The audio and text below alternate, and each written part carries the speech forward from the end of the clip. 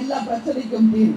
நம்ம போராடிக்கிட்டே தான் இருக்கோம், நம்ம கருத்துக்களை சொல்லிக்கிட்டே தான் இருக்கோம். ஆனா தேர்தலுக்கு முன்னாடி வாக்குறுதிகளை சொல்றாங்க, தேர்தலில் வெற்றி பெற்று ஆட்சிக்கு வந்துட்டு அவங்க நிலைப்பாடே மாற்றிக்கிறாங்க. ஏன் இந்த நிலை? ஏன் இந்த நிலை? மக்களுக்கு என்ன வாக்குறுதியை கொடுத்தமோ வெற்றி பெற்று வந்து அந்த வாக்குறுதிகளை நிறைவேற்றுவதுதான் ஒரு நல்ல அரசாக இருக்க முடியும். அதை தவறியவர்கள் யாராக இருந்தாலும் அந்த தொழிலாளர்களுக்கு பதில் சொல்லக்கூடிய ஒரு அரசாங்கமா தான் இருக்கும். உங்க எல்லாருக்கும் நான் ஒரு விஷயம் சொல்றேன், நிச்சயமாக ஒரு நல்ல நாள் வந்து தலைவருடைய ஆட்சி மீண்டும் வந்தால் அந்த ஆட்சி விவசாயிகள் தொழிலாளர்களுக்கான மக்கள் ஆட்சியாக தான் இருக்கும் என்பதை உறுதியாக இந்த நேரம் உங்களுக்கு நான் சொல்ல கடமைப்பட்டிருக்கேன். ஏன்னா கேப்டன் வந்து என்னைக்குமே ஏழைகளின் பங்காளர், தொழிலாளர்களின் பங்காளர், தன்னால் முடிந்த உதவியை இறுதி வரைக்கும் மக்களுக்காக செய்த ஒரு தலைவர் கேப்டன் என்பதை நாம யாரும் மறந்துட முடியாது.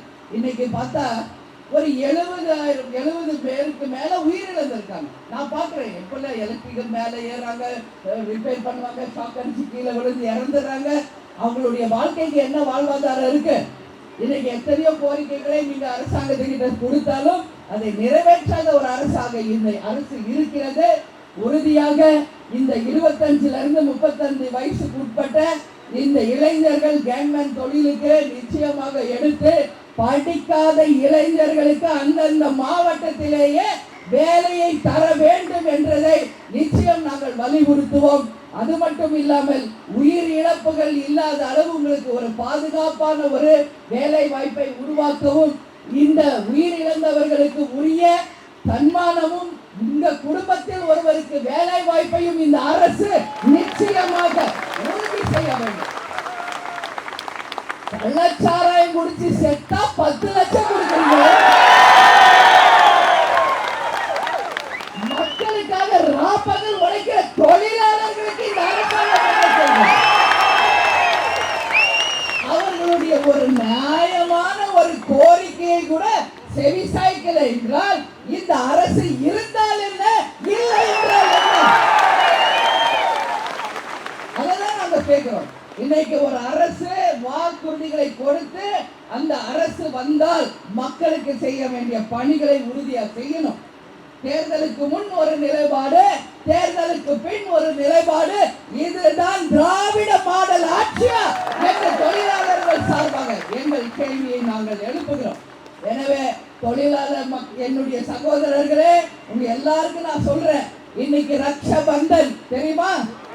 ரக்ஷாபந்தன் என்ன? கையில ராக்கி கட்டி எல்லாரையும் சகோதரர்களாக ஏற்றுக்கொள்ளக்கூடிய ஒரு நாள். இது வடக்கத்தியர்களுடைய விழா இருந்தாலும் என் அன்பு சகோதரர்களாக உங்க அத்தனை பேருக்கு ரக்ஷாபந்தன் என்னுடைய வாழ்த்துக்களை நான் தெரிவிச்சுக்கிறேன். உங்க அத்தனை பேருக்கும் ஹாப்பி ரக்ஷாபந்தன் வாழ்த்துக்களை தெரிவித்துக் கொண்டு என் உடன்பிறவா சகோதரர்களாகிய உங்களுடைய நியாயமான கோரிக்கை நிச்சயமாக வெற்றி பெறும் வரை தேசிய முற்போக்கு திராவிட கழகம் உங்களுக்கு துணை நிற்போம்.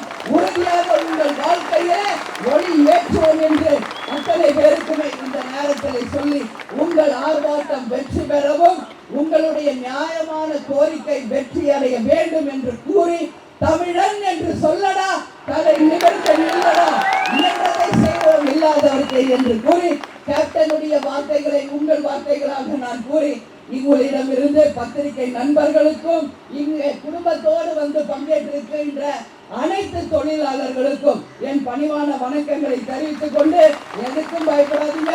உங்கள் அண்ணியாக, உங்கள் அன்னையாக